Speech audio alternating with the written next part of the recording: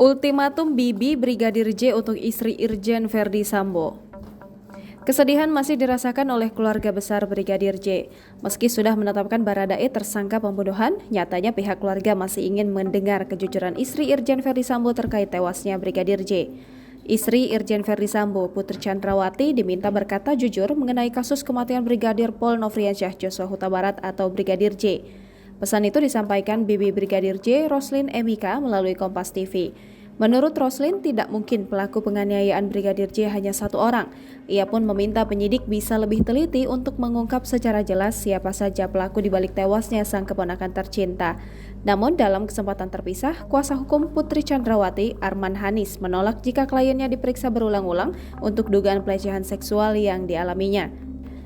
Dalam pernyataannya, Arman menyampaikan hingga saat ini Putri sudah 3 kali menjalani proses pemeriksaan oleh penyidik Polri. Selama 3 kali penyidikan yang dijalani, Arman mengatakan kondisi kliennya terganggu dan menurun. Sebab Arman menyampaikan sesuai Undang-Undang Kekerasan Seksual, proses meminta keterangan boleh dilakukan perekaman agar tidak terjadi pengulangan yang mengakibatkan trauma. Sebagaimana diberitakan, gambaran mengenai kondisi Putri Chandrawati juga membuat Lembaga Perlindungan Saksi dan Korban harus menunggu waktu yang tepat untuk melakukan proses asesmen. Untuk diketahui, Putri Chandrawati telah mengajukan permohonan perlindungan kepada LPSK pada 14 Juli 2022. Sesuai prosedur, sebelum perlindungan diberikan harus dilakukan asesmen terlebih dahulu.